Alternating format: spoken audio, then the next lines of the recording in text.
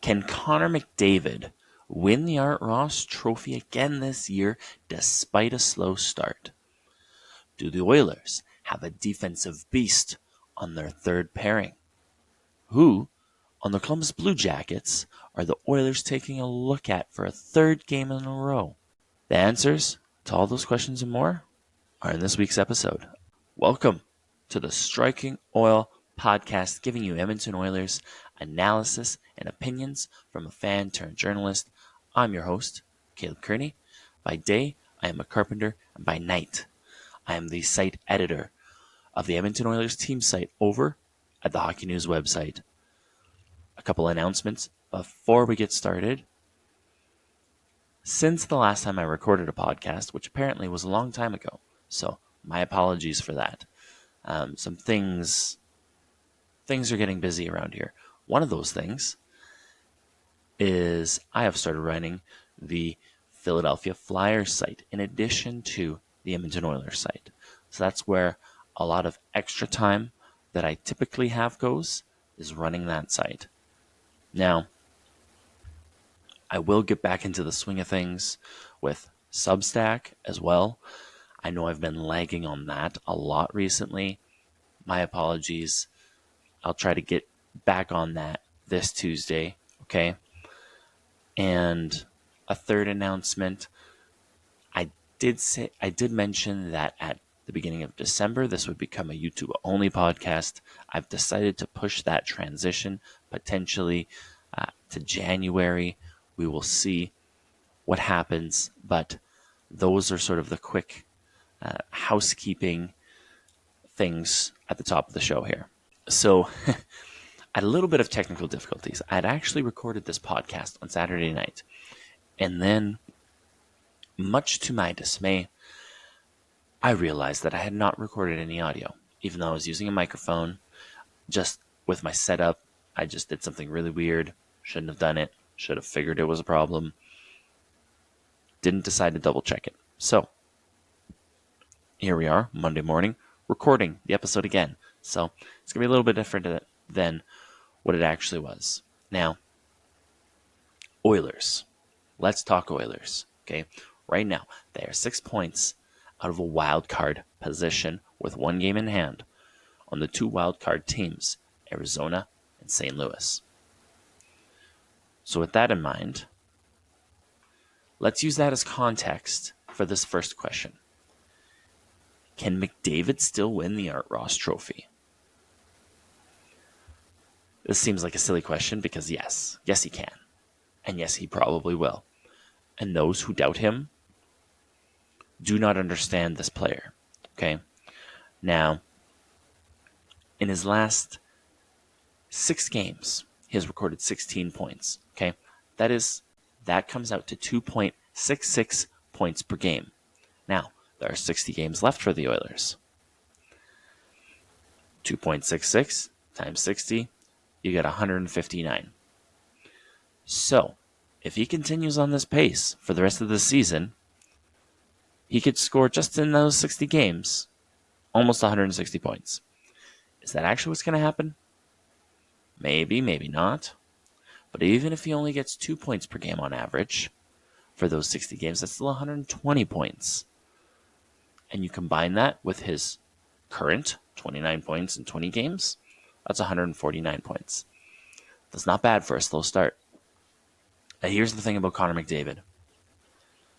He is one of the most driven players in this entire league, and that is part of why he is a superstar. You can't get anywhere in this league without having an incredible work ethic. Okay? Now I say work ethic rather than fitness level because some people have a great work ethic, but they're not the most fit person in a sort of traditional sense. I'm looking at you, Phil Kessel. Now, and that's not a knock on Phil. That's just saying he has an elite drive and an elite work ethic to be the best at his position. Okay. And apparently still is without contract. So Who knows what's going on there? Now, McDavid is healthy. He's motivated. So the rest of the league better look out because he is going to go bananas soon. Like bananas. If you think this is him going crazy, he hasn't even gone like supernova yet. Okay? When he does, that will be crazy. Right now, he's just healthy. Okay? I think at the beginning of the season, my sources told me that there was a bit of a sickness going around the team. It wasn't really confirmed. But if you look at how they were playing, and everybody was denying being injured, at least, reporters had directly asked McDavid if he was healthy, and he said yes. And I think when he heard that, he interpreted that as, am I injured? Which, if he's sick, he's like, well, I'm not injured. So yeah, I'm healthy. So he either decided ahead of time that he was just going to outright deny anything going on, regardless of what it was, or he was sick instead of injured and just had some kind of bug. Zach Hyman, 2 games ago, he missed that game because he was too sick to play. So it's very possible that what Hyman had came through the rest of the team, although he had mentioned that sickness had gone through his household, so maybe it was something else. Regardless, okay?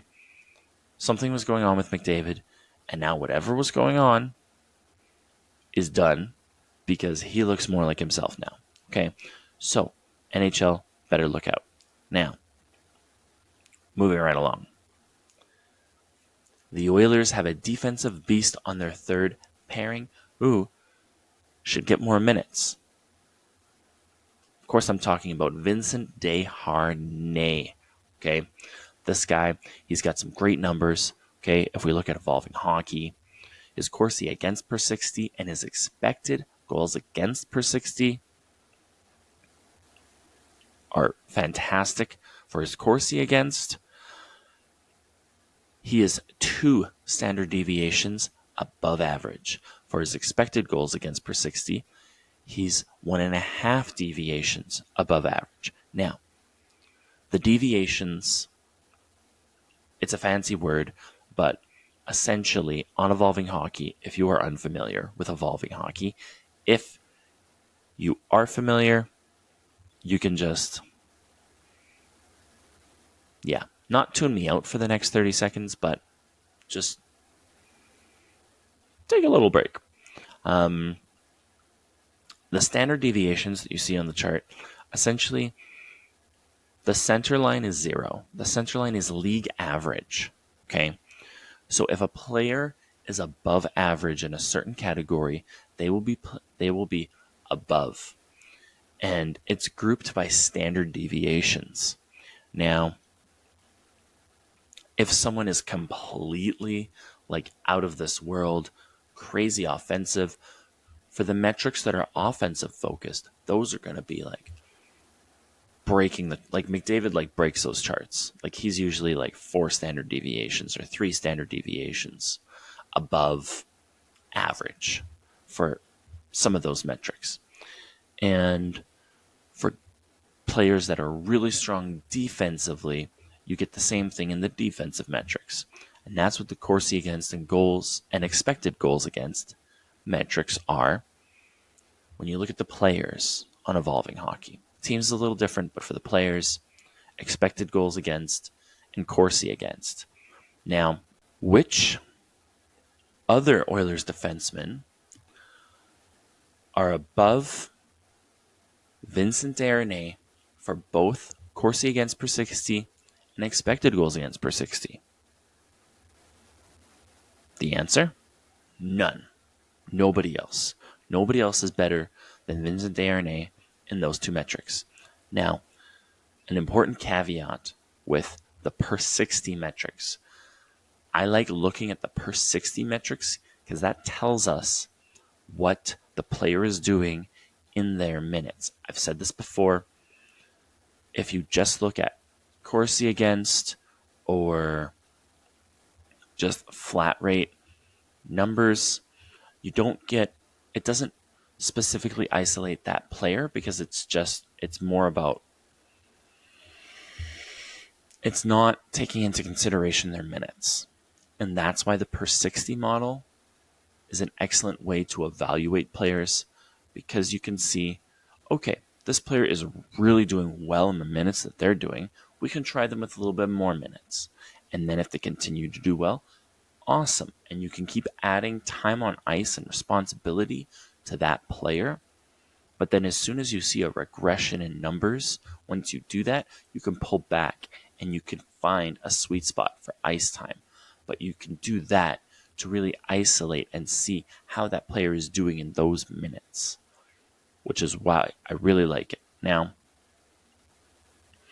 for Ekholm and Bouchard, both of them are 1.75 standard deviations above average for Corsi against per 60 minutes, and only 0.25 of a deviation above average for expected goals against per 60 minutes. So that's another thing to take stock of with this whole situation and evaluation of Desharnais versus Bouchard and Ekholm. Bouchard and Ekholm are doing fantastic for Corsi against per 60. Their expected goals against per 60 probably is a bit lower than Desharnais because of quality of competition. That's probably the biggest thing. Bouchard and Ekholm are definitely facing a lot harder quality of competition, and that is another thing to also then apply to Vincent Desharnais' numbers, right? This is why it's good to look at the per 60 and then also look at the quality of competition, right? For quality of competition, I personally like to go over to Frozen Pool, the Dauber Hockey fantasy hockey tool, and in their advanced stats tab, when you select a player, you can scroll down and you can see a chart. And now for defensemen, I like to just isolate just looking at the defensemen, and then you can see, it puts them on the graph. Up and down is the quality of competition, and left to right is offensive zone starts, and then the color of the circle is Corsi for percentage relative to team. Okay, so the darker the blue, the better. The bigger the circle, the more time on ice they have at 5-on-5. Okay, all of those things play a factor. So you look at all the factors, you look, okay, Desharnais, he's doing great in these situations. Let's put him in more of these situations. Let's give him a little bit more ice time. And then we'll see if he can maintain his expected goals against numbers and his Corsi against numbers. And if he can, just keep adding some responsibility. So in my opinion, I think the Oilers should move Desharnais up on the depth chart a little bit, get him some more ice time, whether that's the Kulak-Ceci pairing in general, just getting more ice time, or if that's switching pairings up. And, let's keep Ekholm and Bouchard together, but let's throw Desharnais with Nurse. Let's just try it. And maybe you just cut back on Nurse's 5-on-5 minutes. Maybe you can give more of those minutes to like Kulak-Ceci. Ceci's really been flourishing under Paul Coffey's new defensive philosophy, I guess is the best way to phrase it. And he could really shine now in a Kulak-Ceci pairing. When they tried Kulak-Ceci, when it was just Woodcroft, there was a lot of players that just weren't really moving their feet. Ceci was one of them. Desharnais was another. Both of those players almost looked like improved skaters, but all they're doing now is they're just moving their feet more, and they're just pushing pace, and they're making plays. And that's exactly what you want to see from your defense. Now, finally, who on the Columbus Blue Jackets are the Oilers taking a look at? Well, I believe there's several players, okay? Now, outside of goaltending, because I do think they're looking at Elvis Merzlikins. And I did write a post about him and another Blue Jacket that I'll mention here. But Merzlikins is a very solid goaltender. He has been very underrated in the past few years. Last year was a bad year for him, just straight up bad, okay? But he is not usually that bad. Now, you can go check out the article that I wrote about him just to get a better sense of what's going on with him, but I think it's a good option for the Oilers, is what I'll say there. Now, there are 3 players who I think could use a change of scenery for one reason or another. 2 forwards, 1 defenseman. The 2 forwards, I'll just briefly touch on them. Patrick Laine and Igor Chinakhov. Both of those guys, the Blue Jackets are crowded on the wings. And that's where you got Patrick Laine and Igor Chinakhov. Okay, both of those players, I know Chinakhov, you're basically looking at him almost as a Kostin replacement, but Chinakhov can play more minutes, and Chinakhov has more offense to his game. So maybe more of like a Anton Slepyshev type player, but like more aggressive than Slepyshev. For those who follow the Oilers who remember Anton Slepyshev, Chinakhov is more like him than Kostin, but he's more physical than Slepyshev. So maybe he's kind of like a combination of the two. Slepyshev was fairly offensive. I actually haven't compared Chinakhov to Slepyshev. That could be something I'd take a look at in the very near future here. Now, Adam Boqvist. I think this is a defenseman who could really flourish under Paul Coffey. For one, he's kind of in a similar mold to Evan Bouchard, where he's a puck-moving, skating defenseman, the modern defenseman that you hear people talk about. Okay, I had an article come out about him yesterday. You can go check it out. Everything that I'm going to say about him was in the article, but in case you're not going to just stop this and go read an article, he has the highest Corsi for percentage per 60 relative to his teammates. So he hasn't been given a large amount of minutes. He's gotten a lot of minutes lately, which is part of the reason why people believe he's being showcased to other teams. The Columbus Blue Jackets also have a logjam on defense, and they want to give David Jiricek more minutes. They can only do that if they move out a defenseman. Adam Boqvist, right-handed defenseman, kind of clogging up the top 4 there in Columbus. And he was scratched for 6 or 7 straight games. I can't remember off the top of my head, but it was something like that. Now, looking at Adam Boqvist's metrics, the team itself is bad, okay?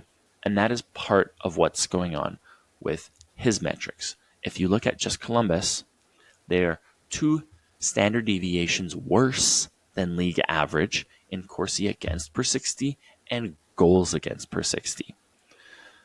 To compare to the Oilers are 2 deviations above league average for Corsi against per 60, but the same for goals against per 60 as Columbus.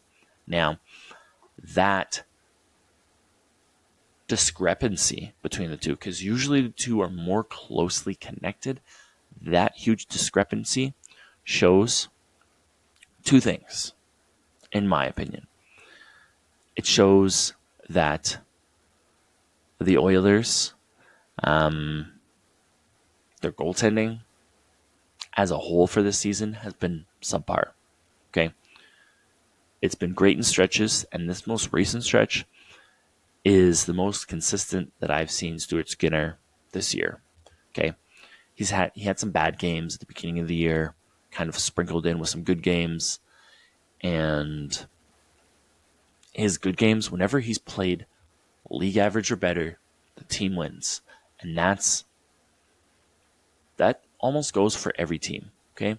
And as far as the league average goes, league average when it comes to goaltenders, a stat that I track, quality starts. And that's essentially what quality starts tracks, is what games, or in a game, if a goaltender has a league average save percentage or better, that is considered a quality start. And teams that make the playoffs, their goaltenders, they win as many games as their goaltender has quality starts, because they're able to take that league average goaltending that they're getting and turn it into a win. It typically doesn't.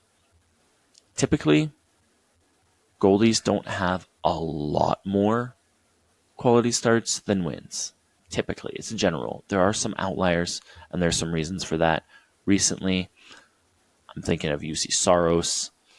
I think he's had a year or two where he's had like quite a few more, and Ilya Sorokin as well. But that is sort of based more on the team itself and the team not closing out games, etc., etc. So that's my little stat spiel. So back to Boquist. That's looking at his numbers and looking at the environments. He's not a bad defenseman, okay? Could the Oilers use him? Maybe. Sure they could. Sure. But if you acquire Boquist, who are you moving out? Are you acquiring Boquist so that you can move on from Ceci or Kulak? Right? If you acquire Boquist, now you have 4 right-handed defensemen in the NHL. So what becomes the plan for Boquist? Now, maybe he gets put on a pairing with Kulak. They eat up a lot of 5-on-5 minutes, and you have Nurse and Desharnais together. Or maybe you have Nurse and Boquist. That could be fun. Nurse is actually very solid defensively. He's very underrated. And it is just a very interesting situation with all of this Columbus stuff going on. But he could be a fit. He could really thrive under Paul Coffey as a coach. That's everything for today. If you enjoyed this episode, please like the video on YouTube and subscribe to the YouTube channel. Leave a comment letting me know what you think. Who do you think the Oilers are looking at on the Columbus Blue Jackets? Is Desharnais ready for more minutes? And is Connor McDavid going to win the Art Ross? I'd like to know your thoughts. You can follow me on Twitter or X at @CKearneyWriter. You can follow the podcast on Twitter at StrikingOilPod. You can go to thehockeynews.com/NHL/Edmonton-Oilers to read the latest articles from me. You can subscribe to the Edmonton Oilers Hockey News Substack. Go to edmontonoilersthn.substack.com. It's free to join. All you have to do is enter your email, and you can sign up to get emails of articles sent directly to your inbox. There's a paid option as well, where every day I send all of the articles written the day previous in one email with no ads, no fluff, no filler, and you just get everything sent to you, okay? The links for everything mentioned above will be in the show notes, and as well, listen to the Striking Oil podcast on all your favorite podcast apps. We're on Apple, we're on Spotify, we're on Google Podcasts, even though that's going away. We're on Audible, Amazon Music, okay? Check us out. If things progress in the podcast specific space rather than just YouTube, I might consider just keeping this as well as a podcast on those apps. We'll see, okay? I'm still taking the month of December to kind of consider what I'm going to be doing with this podcast. In the very least, it's still going to be a YouTube only. We'll see what's in store for Striking Oil. Thank you for joining me. Don't forget, it's not a game day unless the Oilers play. I'll see you next time.